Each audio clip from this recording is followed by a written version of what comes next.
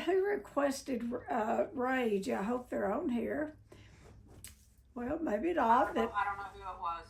Anyway, someone suggested we talk about rage, and I know more about rage than I'd really like to. I was a rager, and my father was a rager, and I carried his. You know, children, it's almost like they just pick up those feelings of our parents and carry them through our life. But what rage really is rage is what happens when the pain doesn't have any place to go. Think about that. Rage is what happens when the pain has nowhere to go.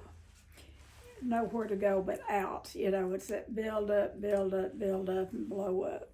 So, like I said, I was very much a rager. I am not proud of that.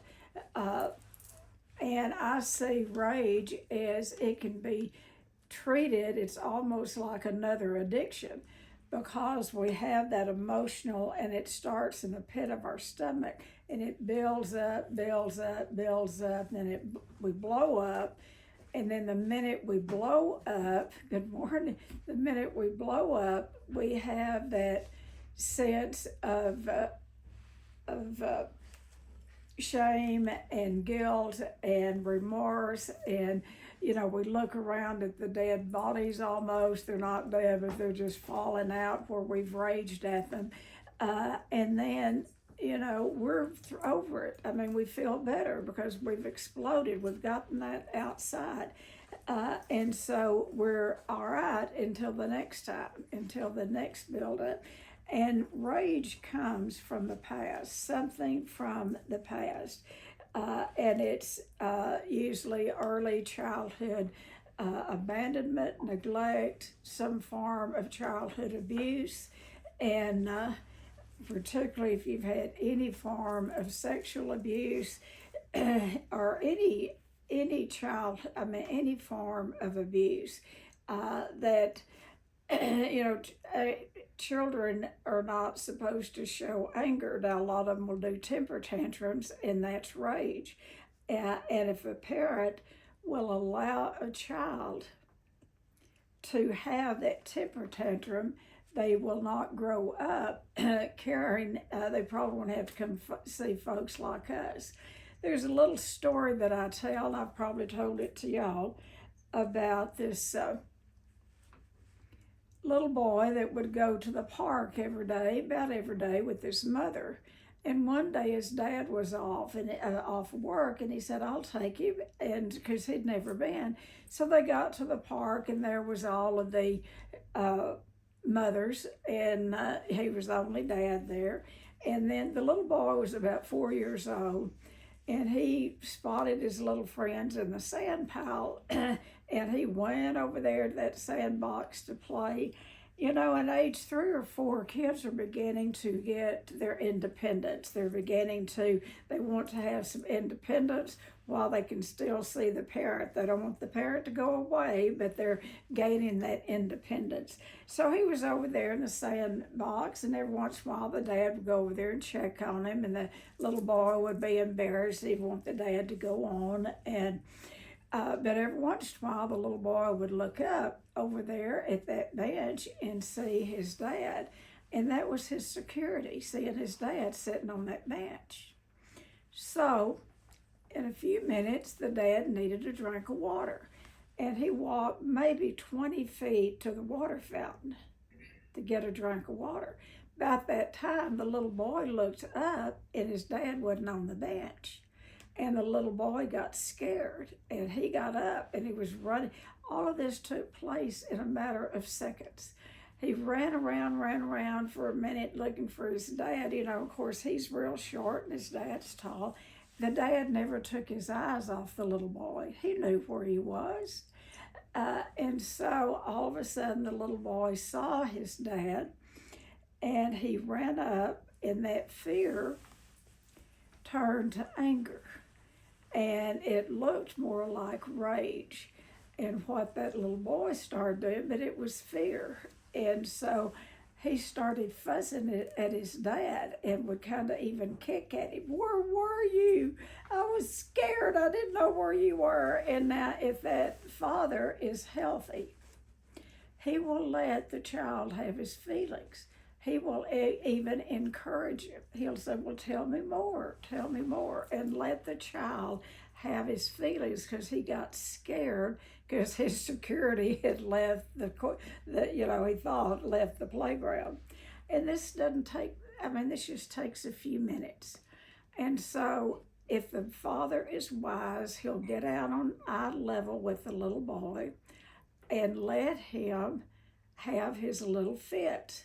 And then when he gets through having his little fit, a lot of times they'll start crying because underneath the fear is pain.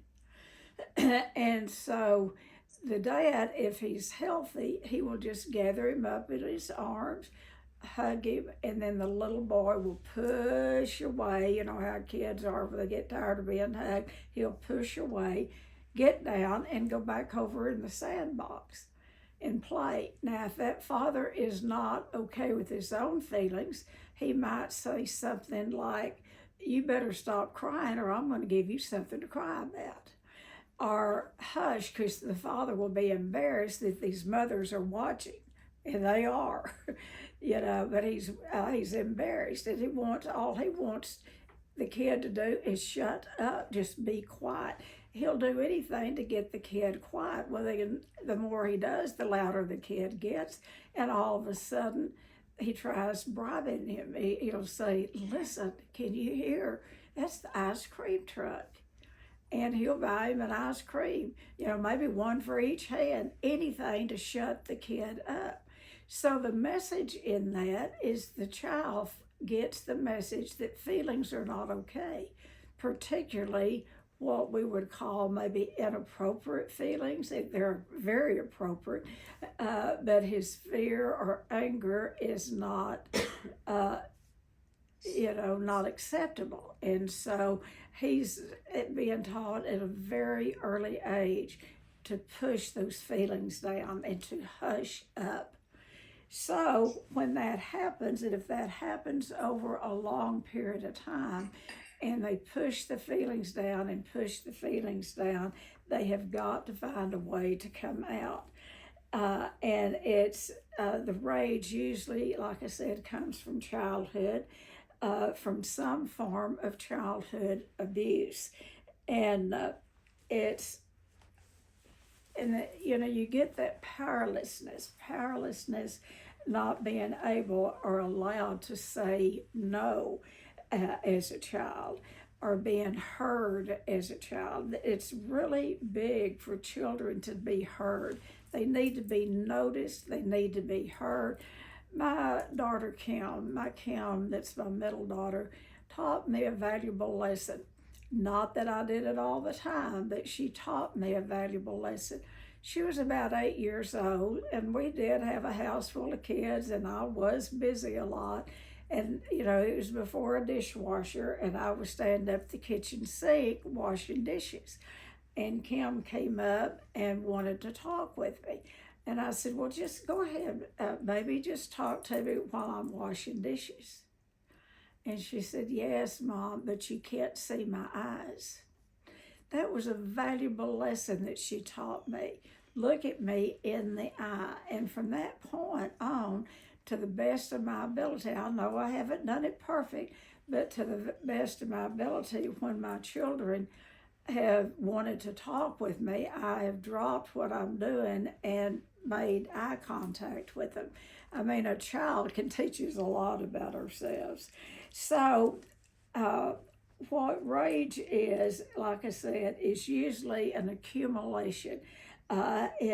It's often not about the moment. It's about the accumulation, and it doesn't take much to set that fuse off. It's that build up, and blow up. I'm sure I have told you this story, but I want to tell you again. This was I used to be a severe rager, and I didn't like that about myself, but I could not stand myself. I would even try setting the timer on my stove that I'm not going to rage for 5 minutes or 2 minutes, or whatever. I started out for a minute, I think. I raged. Anything that didn't go my way, it would, and life's not going to go our way all the time, but it didn't take much to set me off. So, 23 years ago, the reason I know that is my grandson will be 23 in May, and my daughter was pregnant with him, and had just finished the cafeteria and the conference center. It was brand new, and in fact, the workers were still out here working. And so I went to work that morning, and there was a pile of rocks. I'm sure I've told you this story, but I'm going to tell you again. There was a pile of rocks there. And this back in the days, I wore high heels. And so I went in and told our executive director, Bob, he was standing there. I said, Bob, will you get someone to move those rocks out? I'm afraid a client's or a family, we were having a family week. I'm afraid somebody will fall on them, and I'm afraid I'll fall on them. Sure, he said, yeah, I'll take care of that. So I went on to family week, was there all day. Second morning came out, same thing, rocks were still there. I went in, Bob, the rocks. He said, oh, I got busy and I forgot. I am so sorry. I'll get it taken care of. And these were big rocks, and there was quite a few of them. And they were right there at the entrance of the yard, the garden. And I was afraid the family members or the clients walking back and forth would stumble over them. So I went on to family week. Third morning, I came to work, and I was training a woman. She was already trained. She was very well trained. I came to work, and I noticed that Edwina was walking across to family week, and I told her, I said, go ahead and start family week, and I'll be in there in a few minutes. And she said, oh, I can't do that. I said, yes, you can. You can do it. You know what to do as well as I do. You start it, and I'll come in there. So I went home, and I changed my clothes, and I put on some old shorts and just yard clothes, my tennis shoes. I got a wheelbarrow and a shovel. And I went out, and I started shoveling those rocks. And here came Bob, just so apologetic. And I took that shovel and threatened to hit him. I chased him back to the building. And I raged at him. I said words that I'm not proud of to get him, And so throughout that episode, it might have lasted an hour. I don't know. There's a lot of rocks. And I was just shoveling and so mad. And one at a time, he had to send the staff out there to try to calm me down, to get me back in, He said, we'll get him up, and I cussed him up one. And I don't like cussing, but I cussed him. And then after a while, the fire chief drove up. They had called the fire chief. He was a dear friend, and he got out. Well, Tennie, what's going on? Well, I chased him back, made him leave. And then in a little while, my husband drove up, and they had called him because I was out there throwing a hysterical fit. The family members could see me. They were up at the window. They could see me. The clients could see me. My employees could see me. But I had gone blind with the rage. Are y'all getting the picture? I was out of my mind with the rage. And my husband drove up and got out, and he said, honey, what's wrong? Well, I just broke and started crying. And we finished. By that time, I pretty much had him. This meeting is being recorded. What is that? But he helped me. We got it all finished up. And then I looked around, and I saw where people were watching me. And I felt so much shame about that rage attack. And then I went back quickly in my memory of, a rager usually reserves the rage for the ones they love the most. And that was my children. That was my family. And all of that came flooding back. I'll tell you, that's the last rage attack I've had. I can probably get angry. I don't know. It takes a lot. I don't really get angry anymore, but I have not raged for almost 23 years.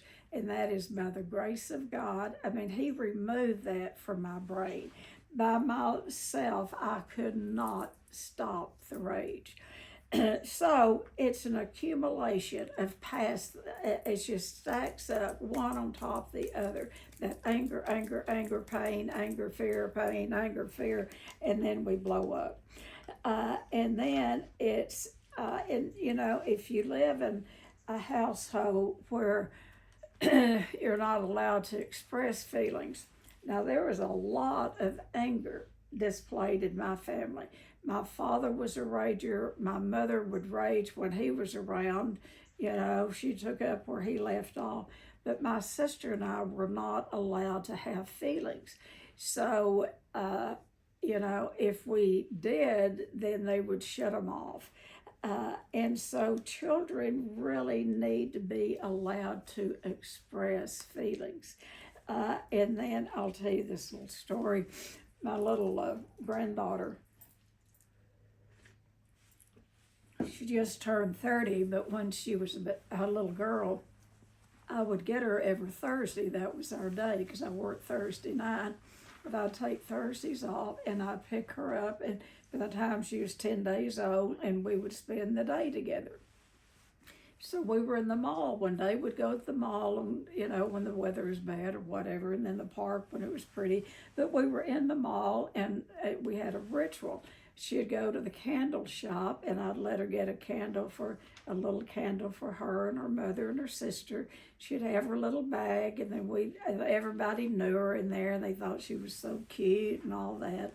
So we had already made the candle run that day, and it was time to go get her sister Natalie from school. Well, I made the mistake of going back by that candle shop. Well, she wanted to go back in there. I said, no, Caitlin, we've already been in there. I want another candle. I want another candle. And started in there. And I said, no, we've got to go get your sister. She stood there and threw the biggest hysterical fit. I mean, she threw a tantrum. And then I clapped for her. I said, you are the best temper tantrum thrower, I mean, that I've ever seen. You throw good temper tantrums. And she just stopped in the middle of it and put her hand on her hip. And she said, Minnie, stop that therapy stuff on me. Don't use that therapy stuff. So anyway, that's a little story that, you know, we can all get angry. But rage is something else.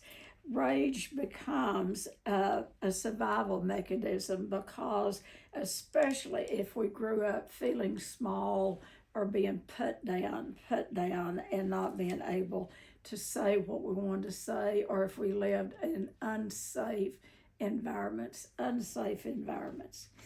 So the symptoms of shame is clenched jaws.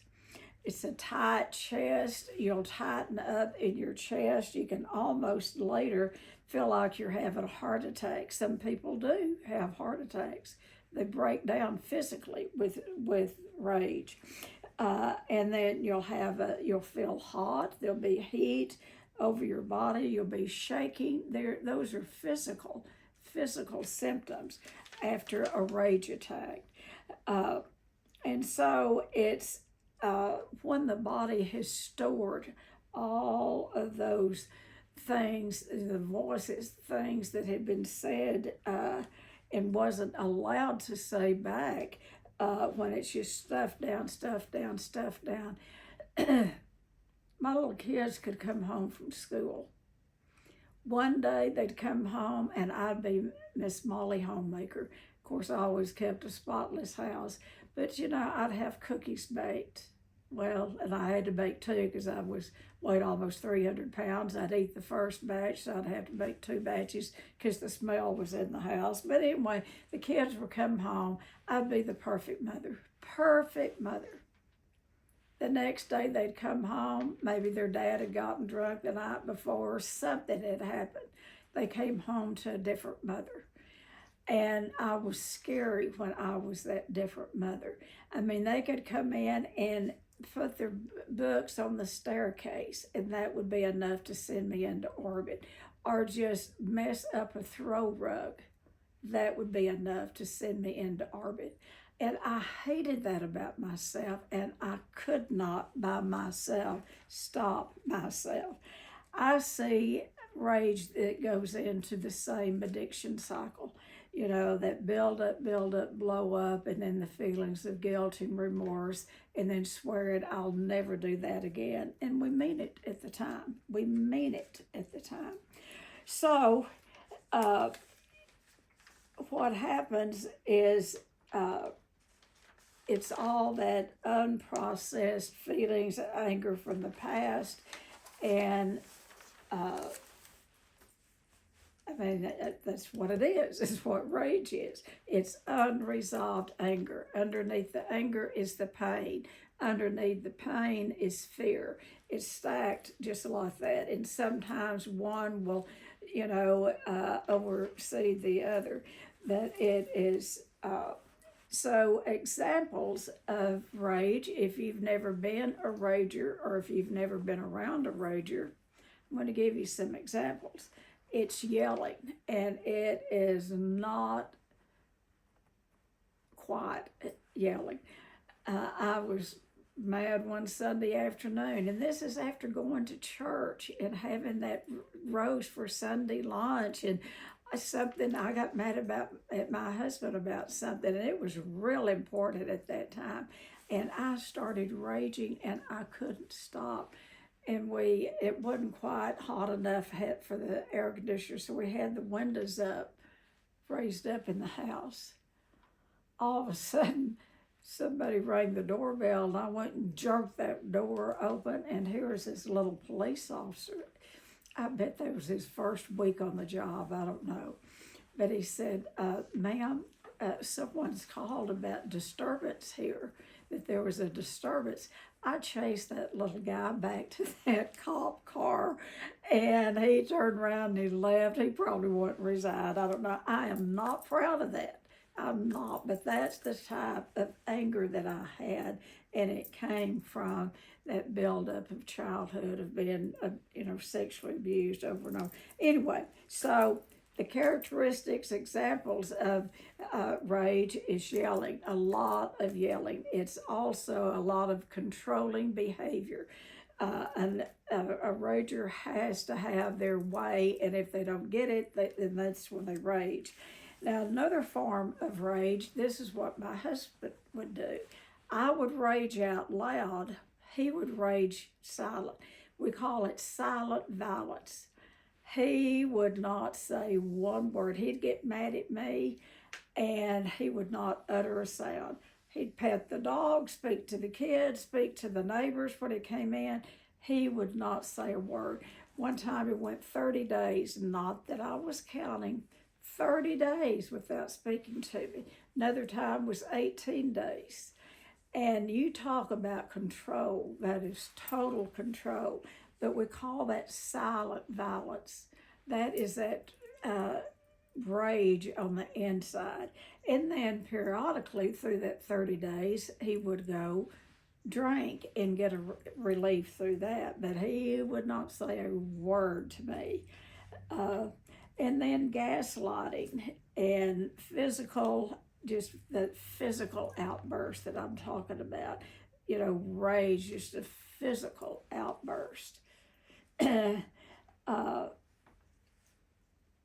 What rage that was once a shield, was used for protection, becomes a weapon. We start out raging to keep people away from us. I know today that's why I raged, is to keep people away from me. Then after a while, we began to use it on a conscious level, I did. And so there is a way to heal rage. One thing, the way to heal rage is to have an awareness of it. Name it. Give it a name and claim it. There's one thing to be angry.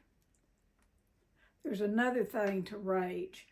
We went to see over the week, last week, on Friday night, went to Alexandria, Louisiana to see what they call the Messiah. It is you cannot believe such an elaborate production. It's a production of Jesus's life, and I mean, you can't imagine it. I've seen lots and lots of New York Broadway shows, and nothing equals what these people put on in that production. And they work on it for a year, almost a year, to put it together. But anyway, the young man that was playing Jesus, when Jesus went into the temple and he was angry, and it says in the Bible, he turned the tables over. Well, this young man, I mean, he raged. He threw things. He scattered everybody out of the temple.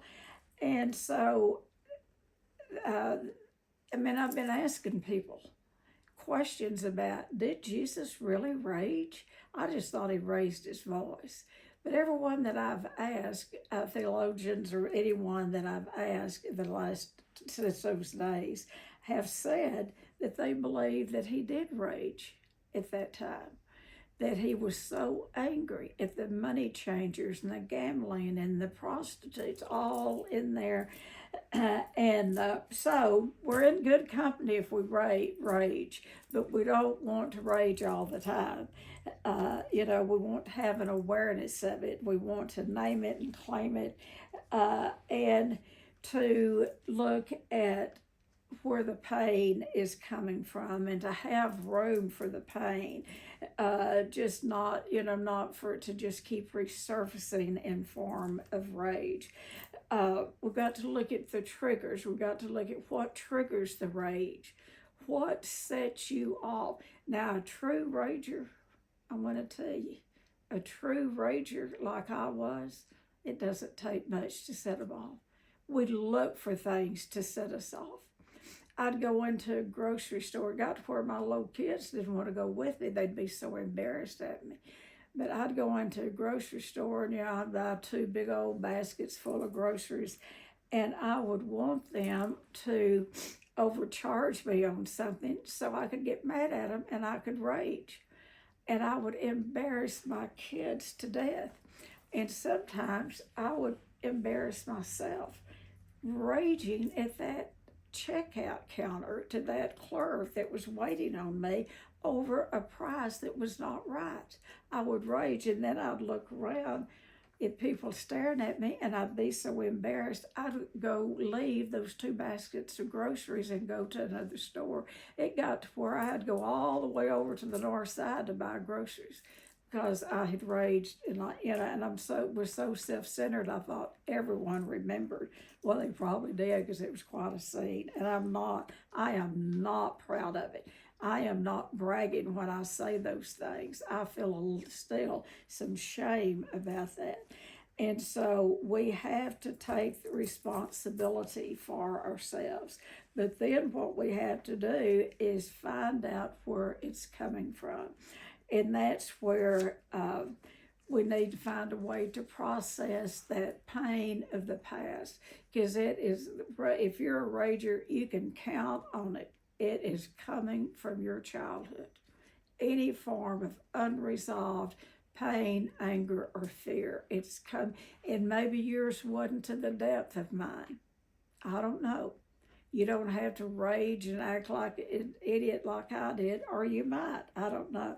But if you have that kind of unresolved anger or rage, you need to do some work. One of the best types of therapy for rage is breath work.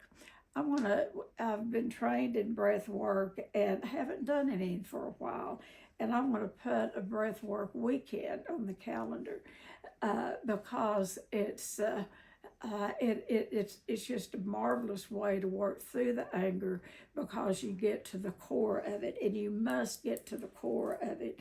And one of the things is doing shame and anger reduction work. usually people that have a lot of rage also are carrying a lot of shame that's not theirs. They're carrying feelings that are not theirs. They were given to them in childhood. So that's the type of work that we do in the intensive. So if you've never done one, you might, think about coming and doing, particularly if you have a problem with anger, come and do some anger reduction work with us in the intensive. If you don't do it here, do it somewhere to get that anger up out of the body and out of the throat.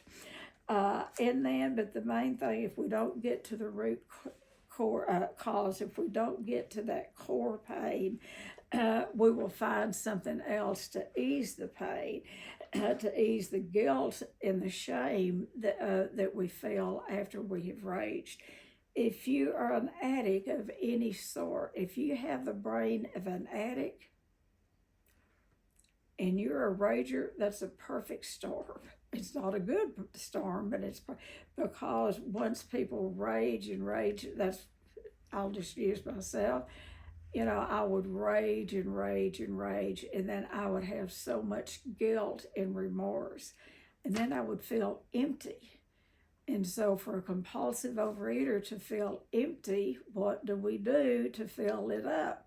We go and overeat. For an alcoholic, they drink. We do anything to ease that pain and the embarrassment of what we've caused ourselves, our families, our children.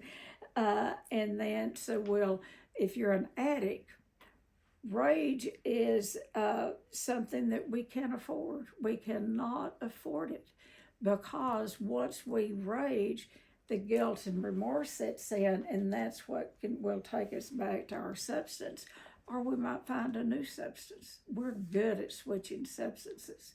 We might go from alcohol to food.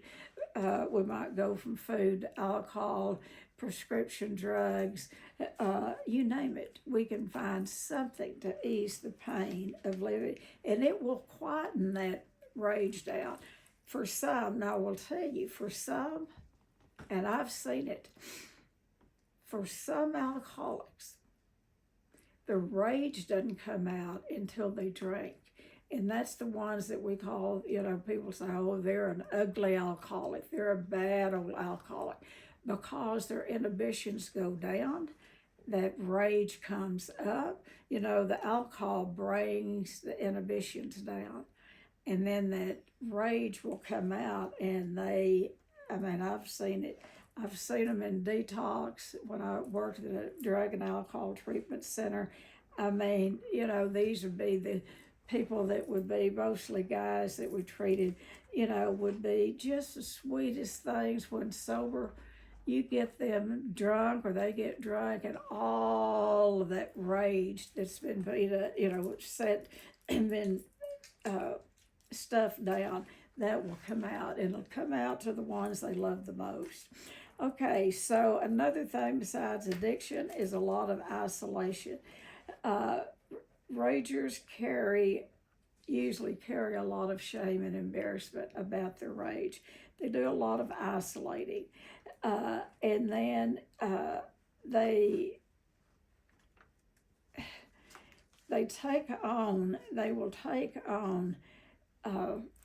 if there's a problem, a real problem with someone else, a true problem, and they've raged over it, then they take on that problem.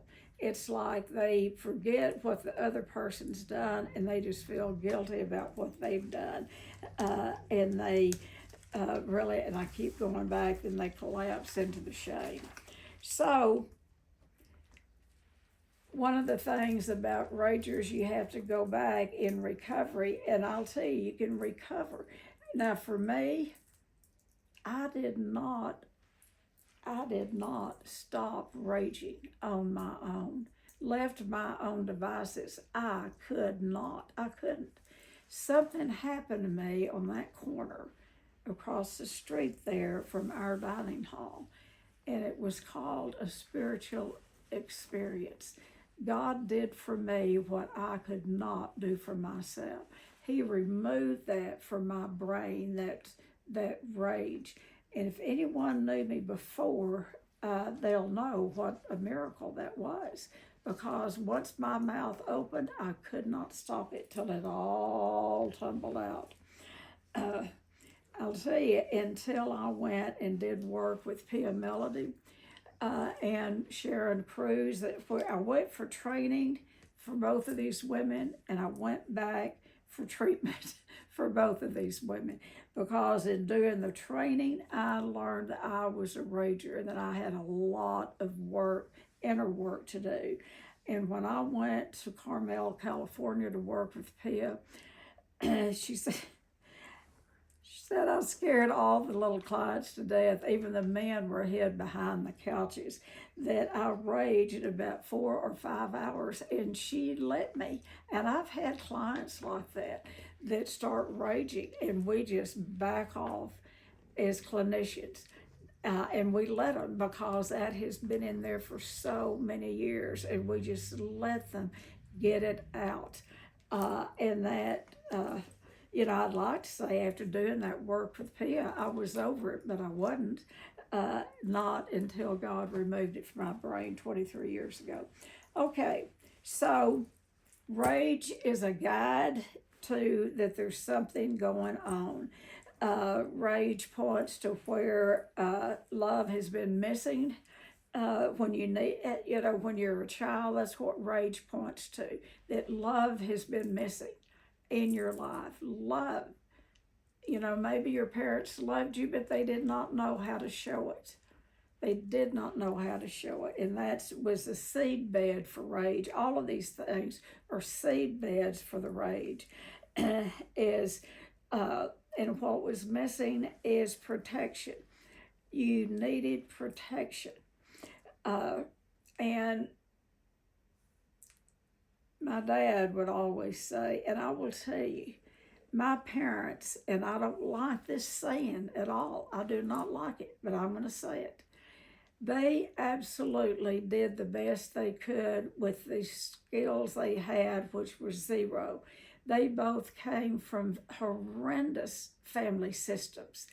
And they did not know how to parent. And, my dad was born in 1899.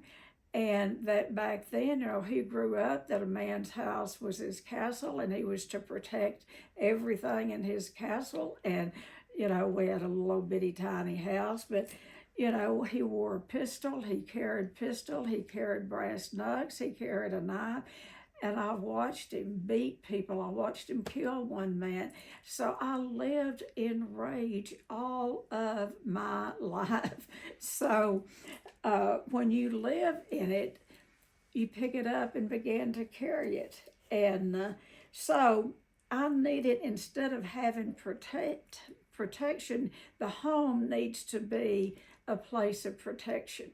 And my dad would say, the only place you're safe is inside this house.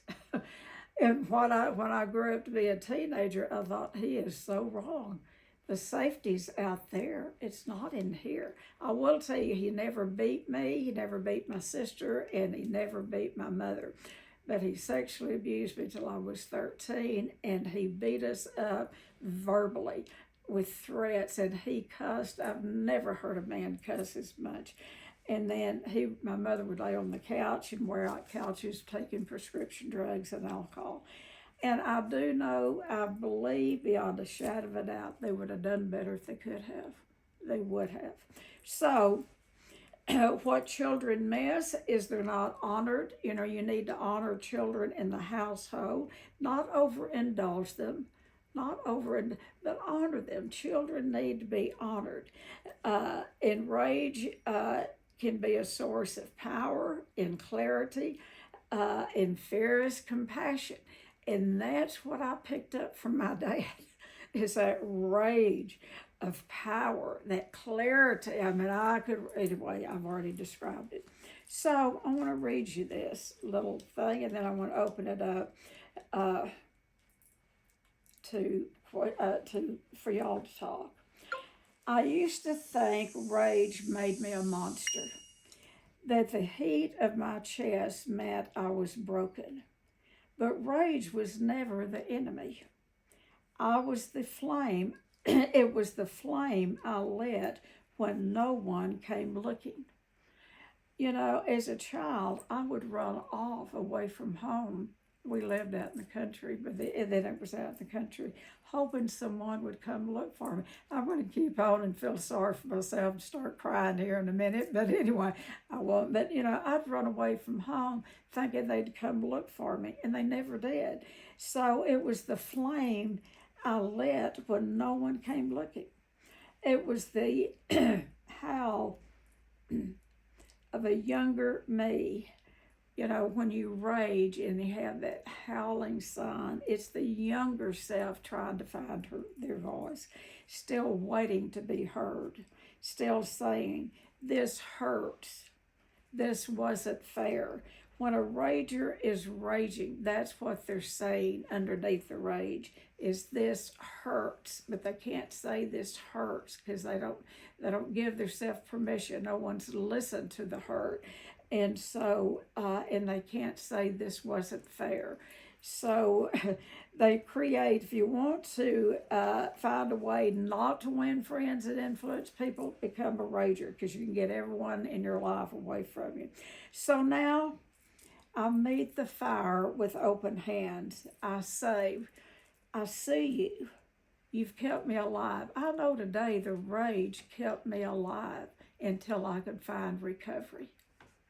Now, I couldn't use the rage as a child, but I used it as an adult, as a young adult, until I found the program. And I didn't just rage for myself. I would rage for injustices. I would carry flags. I would stomp up and down the street and demonstrate. You know, I raged for anything that would give me reason to rage.